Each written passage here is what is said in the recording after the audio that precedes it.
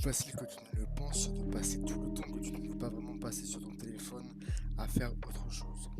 Et c'est pour ça que je ne veux pas que tu passes à côté de cette vidéo, parce qu'elle pourrait vraiment t'aider.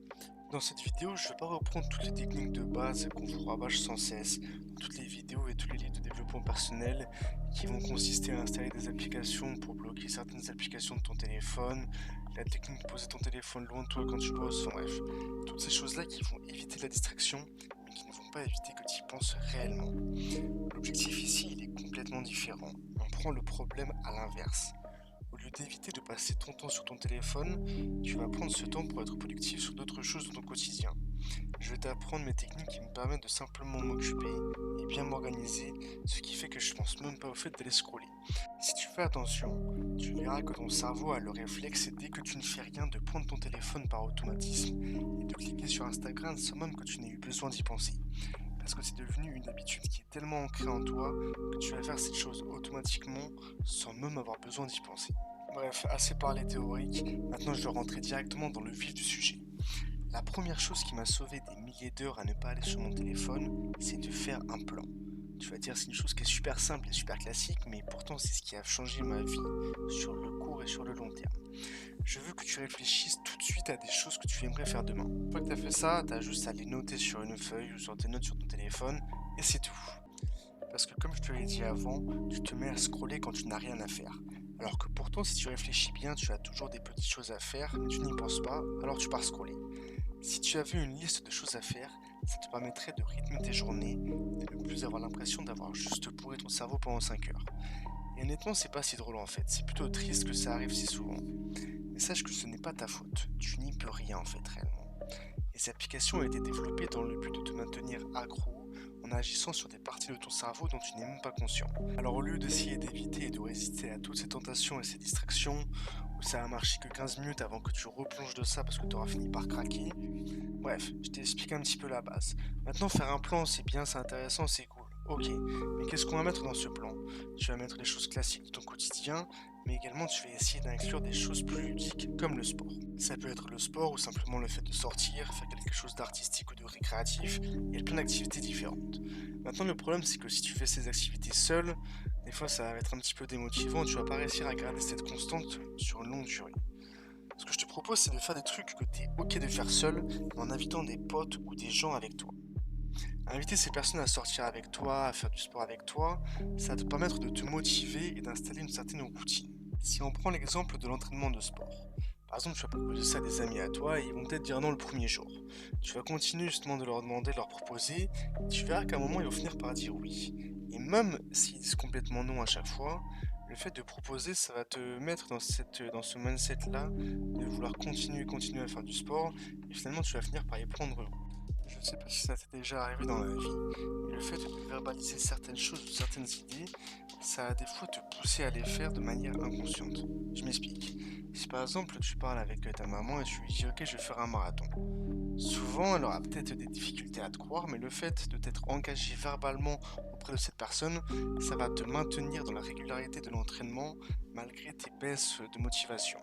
Ce qui fait que verbaliser ces choses-là, en parler avec des amis ou autres, ça va te maintenir dans la constance et te maintenir surtout actif. Donc, comme je t'ai expliqué un petit peu avant, tu peux essayer de le faire avec des amis, s'il y en a qui sont assez motivés à l'idée de faire ces activités avec toi, mais si t'en as pas qui sont chauds pour ça, c'est pas grave.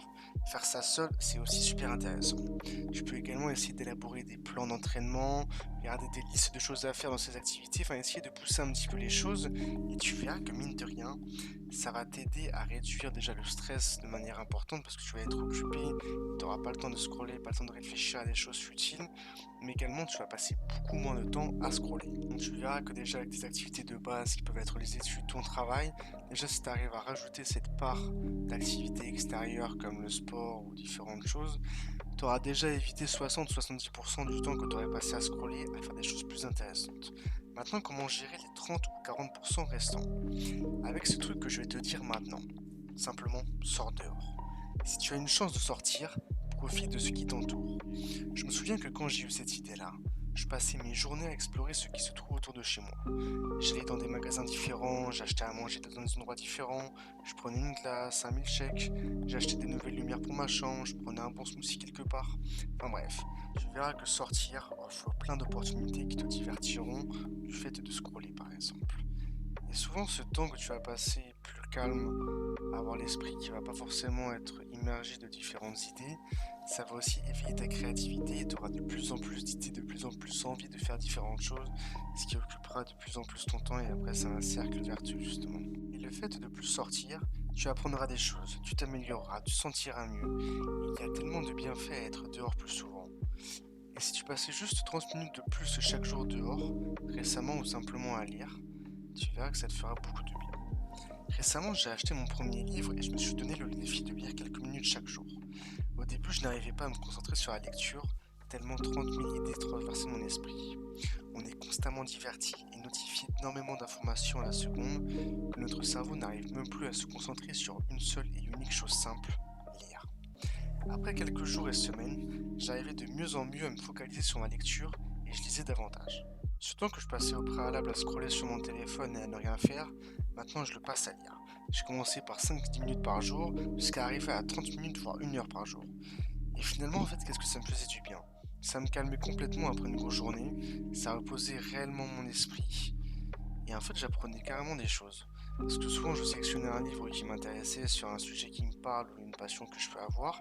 Donc je lisais, j'apprenais des choses, je me calmais et finalement j'ai découvert une nouvelle passion pour être honnête avec vous. Une autre habitude que je suis vraiment content d'avoir prise, et si ce n'est pas ton cas, je te recommande vraiment de commencer avant qu'il ne soit trop tard, c'est que quand tu es avec des gens, au lieu de prendre ton téléphone, essaye de vraiment leur parler. Je sais que ça peut être dur au début parce que tu vas pas forcément être habitué à ça, et je sais que tu ne sauras peut-être pas quoi dire tout le temps, et que tu auras envie d'aller fuir sur ton téléphone, mais c'est 1000 fois mieux de se dire quelque chose, peu importe quoi, que de juste sortir son téléphone et se mettre à scroller pour avoir des informations dont finalement on s'en fout. Et tu verras que finalement ça t'aidera vraiment à briser l'habitude que dès que tu as un petit peu de temps libre ou tu ne sais pas quoi faire, boum, sortir ton téléphone. Et si tu ranges juste ton téléphone une seconde et que tu essayes de faire autre chose, tu verras qu'il y a beaucoup plus de moments cool et spéciaux qui se passent. Être plus ouvert aux opportunités remplit naturellement ce vide et t'aide à ne plus scroller. Si tu fais et essayes ces choses, tu ne scrolleras plus jamais, ou tu auras le contrôle sur cette chose-là. Mais s'il reste quand même un moment où tu peux scroller ou quelque chose comme ça, ce dernier truc achèvera le problème. Aie un projet ou quelque chose sur quoi travailler. Que ce soit un sport, un boulot, une entreprise, aller à la salle. Pour moi, c'est ma chaîne YouTube en ce moment, le fait de te parler. Et je pense que c'est super intéressant d'utiliser les réseaux sociaux, ça serait bête de s'en couper, il faut réussir à les utiliser de manière positive, sans cesser plus de temps à scroller, mais justement en essayant de produire des contenus qui vont pouvoir apprendre des choses aux gens, ou simplement de les rapprocher de la meilleure version qu'ils veulent avoir d'eux-mêmes. Parce que réfléchis 2 minutes, combien de temps t'as passé sur ton téléphone aujourd'hui? Environ 5 ou 6 heures. Imagine seulement si t'avais passé 1 ou 2 heures à faire autre chose. T'aurais eu le temps de nettoyer ta chambre, de nettoyer ta maison pendant 2 heures, te balader, d'aller faire un foot, une séance de sport. Je pourrais essayer de voir un pote pendant 2 heures. Je pense qu'on est d'accord que si on passait juste un peu moins de temps à scroller et qu'on essayait de faire autre chose, ça nous aiderait. Alors essayons de faire ça maintenant. Pas besoin de regarder une autre vidéo, pas besoin de scroller et d'oublier que cette vidéo existait. Oublie ma chaîne, oublie mon nom, Tistuta, comme tu veux. Oublie tout ce que j'ai essayé de te dire pour t'aider. Honnêtement, je ne suis pas parfait, mais sache que ça m'a beaucoup aidé. Et si ça t'a aidé un petit peu aussi, ça me ferait vraiment plaisir que tu t'abonnes à cette chaîne pour voir d'autres vidéos comme celle-ci où j'essaye de t'aider en apprenant des sujets assez compliqués et en essayant de les rendre plus simples et surtout accessibles à tout le monde. Si t'as aimé l'ambiance de la vidéo, pense aussi à mettre un like pour que plus de gens puissent voir ça et qu'on puisse tous arrêter de pourrir nos cerveaux. Mais sérieusement, j'espère que tu as aimé cette vidéo, que tu as retenu quelque chose ou que ça t'a aidé à un petit peu réfléchir. Et je te dis à bientôt. Peace, salut.